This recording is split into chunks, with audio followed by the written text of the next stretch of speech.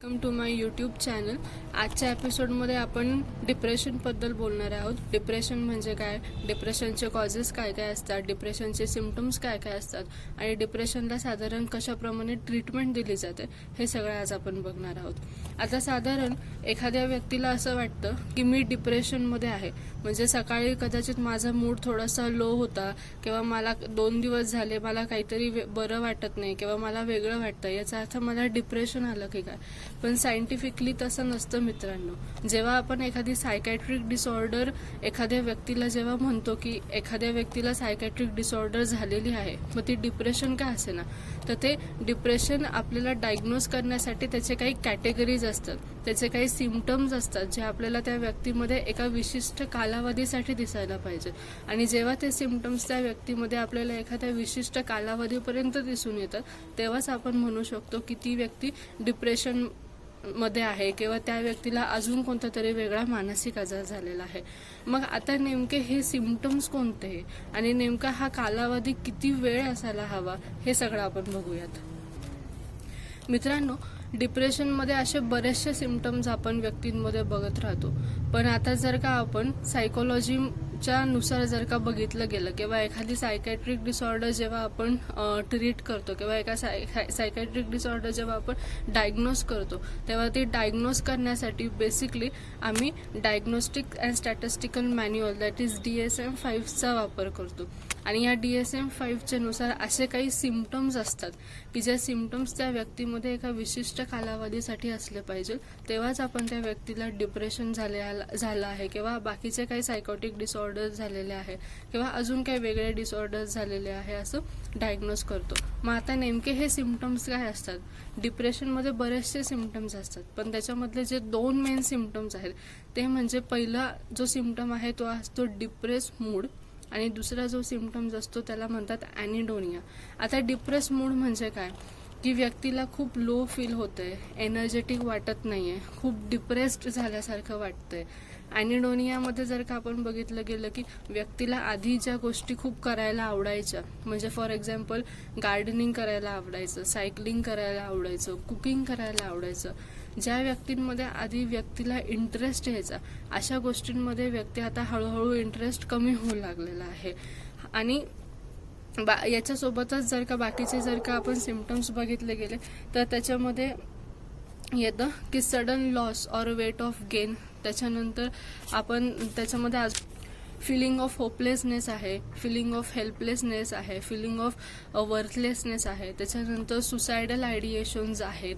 त्याच्यासोबतच sleep related problems जर का असतील, म्हणजे त्याला आपण इन्सोमेनिया म्हणतो, इटिंग रिलेटेड जर का प्रॉब्लेम असतील, सेक्शुअल ॲक्टिव्हिटीज जर का डिक्रीज झाल्या असतील, डिक्रीज इन लिबिडो असेल, लॅक ऑफ मोटिवेशन असेल, लॅक ऑफ सेल्फ इस्टीम असेल, feeling sad or irritable most of the day, असेच जर का काही सिम्पटम्स व्यक्तीमध्ये साधारणतः 2 आठवडे जर का आपल्याला दिसून येत असतील तर आपण त्या व्यक्तीला डिप्रेशनमध्ये डायग्नोज करू शकतो.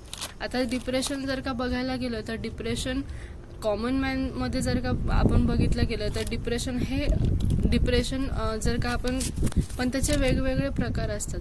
जसं मेजर डिप्रेसिव्ह डिसऑर्डर आहे, त्याच्यानंतर डिस्थायमिया आहे, त्याच्यानंतर सीझनल अफेक्टिव्ह डिसऑर्डर आहे, प्रीमेन्स्ट्रुअल डिस्फोरिक डिसऑर्डर्स आहेत, डबल डिप्रेशन आहे. असे डिप्रेशनचे वेगवेगळे कॅटेगरीज आहेत. मग नेमके या सिम्पटम्सवरनं पेशंटला नेमकं कोणत्या प्रकारचं डिप्रेशन झालेलं आहे हे आपल्याला कळून येतं. आता आपण पुढे बघूयात की डिप्रेशनचे नेमके कॉजेस काय आहेत, डिप्रेशन कशामुळे होऊ शकतं. डिप्रेशनच्या कॉजेसबद्दल जर का आपण बघायला गेलो तर कोणतीही मेंटल डिसऑर्डर जर का झाली असेल व्यक्तीला तर त्याच्या मागे 3 मेन कॉजेस असतात. एक जो पहिला कॉज असतो तो म्हणजे एन्व्हायरमेंटल फॅक्टर्स, एन्व्हायरमेंटल स्ट्रेसेस. काही जर का ट्रॉमॅटिक इव्हेंट्स जर का व्यक्तीमध्ये झालेले असतील किंवा काही एन्व्हायरमेंटल फॅक्टर्स असतील की ज्याच्यामुळे व्यक्तीला स्ट्रेस आला असेल तर त्याच्यामुळे एखाद्या व्यक्तीला मानसिक आजार होऊ शकतो. डिप्रेशनचं सुद्धा ते एक कारण असू शकतं. दुसरं कारण जे आपण सायकोलॉजिकल लँग्वेजमध्ये म्हणतो त्याला म्हणतात जेनेटिक प्रीडिस्पोजिशन. आता जेनेटिक प्रीडिस्पोजिशनमध्ये जर का तुम्हाला सोप्या भाषेमध्ये सांगायचं झालं तर वंशानुवंशी जर का म्हणजे फॅमिलीजमध्ये जर का एखादी डिसऑर्डर रन होत असेल, म्हणजे एखाद्या व्यक्तीला जर का डिप्रेशन झालं असेल आणि त्या व्यक्तीच्या फॅमिली मेंबरला कुठे आधी जर का एखाद्या मानसिक आजाराची हिस्ट्री असेल, म्हणजे आपण इंग्लिशमध्ये ज्याला म्हणतो की it runs in the family, तसं जर का असेल तर त्या व्यक्तीमध्ये डिप्रेशन होऊ शकतं. आणि तिसरी जी आहे ते आहे ब्रेन केमिस्ट्री. ब्रेन केमिस्ट्रीमध्ये साधारण आपण जे सायकोलॉजिकल लँग्वेजमध्ये आपण त्याला बेसिकली न्यूरो ट्रान्समिटर्स इम्बॅलन्स म्हणतो.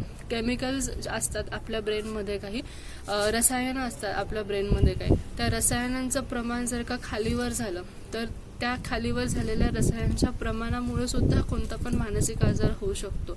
डिप्रेशनमध्ये पर्टिक्युलरली जे सेरोटोनिन नावाचं रसायन आहे, त्या सेरोटोनिन नावाच्या रसायनाचं प्रमाण जेव्हा खाली होतं, म्हणजे ऑप्टिमल लेवलपेक्षा जेव्हा सेरोटोनिन कमी होतं, तेव्हा आपल्याला बेसिकली डिप्रेशन त्या व्यक्तीमध्ये जाणवतं. याचबरोबर थायरॉईडचे जर का प्रॉब्लेम्स व्यक्तीला असतील, म्हणजे जर का हायपरथायरॉइडिझम असेल, हायपोथायरॉइडिझम असेल, तर त्याच्यामुळे सुद्धा डिप्रेशन होऊ शकतं. थायरॉईड आणि जे मानसिक आजार असतात त्याचं कुठेतरी एक कनेक्शन आहे मित्रांनो.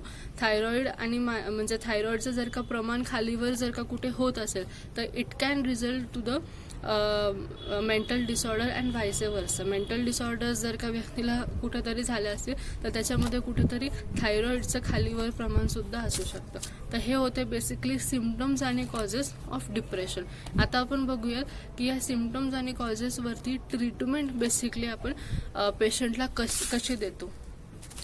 आता आपण जेव्हा ट्रीटमेंटबद्दल बोलतो तेव्हा कोणत्याही मानसिक आजाराच्या ट्रीटमेंटसाठी 2 वेज असतात.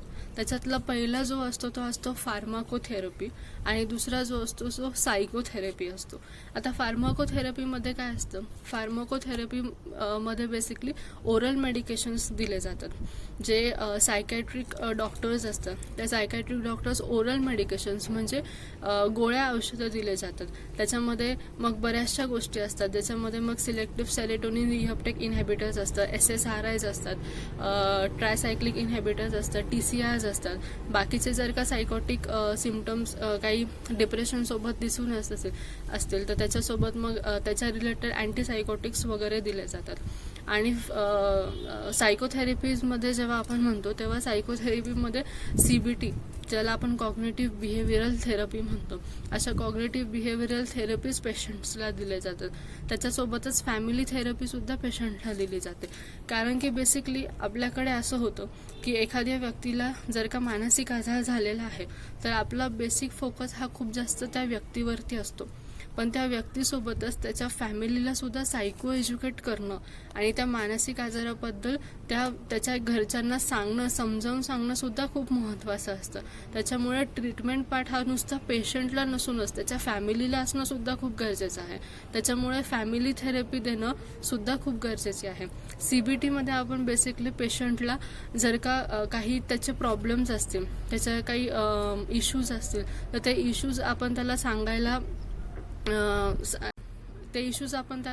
विचारू शकतो. त्याच्यावरनं आपल्याला साधारणतः कळू शकतं की एक स्ट्रोक काय असू शकतो त्याच्या मनामध्ये, डिप्रेशनचा काही वेगळे प्रॉब्लेम्स आहेत का, काही फॅमिली रिलेटेड इश्यूज आहे का, मरायटल प्रॉब्लेम्स आहेत का, काही वेगळे प्रॉब्लेम्स आहेत का ज्याच्यामुळे डिप्रेशन अराईज झालेलं आहे. अशा बऱ्याचशा गोष्टी आपल्याला त्याच्यावरनं कळू शकतात. यासोबतच पेशंटला जर का काही सायकोटिक सिम्पटम्स असतील डिप्रेशनसोबतचे. आता सायकोटिक सिम्पटम्स म्हणजे काय, तर सायकोटिक सिम्पटम्समध्ये पेशंटला जर का काही प्रमाणे हॅल्युसिनेशन्स होत असतील, काही प्रमाणे डिल्युजन होत असतील, म्हणजे ज्याला आपण भास म्हणतो, एखादी गोष्ट समोर नाही आहे तरीसुद्धा ती दिसते, किंवा समोर कोणी बोलत नाही आहे तरीसुद्धा कानात आवाज येतात, त्याला आपण हॅल्युसिनेशन्स म्हणतो.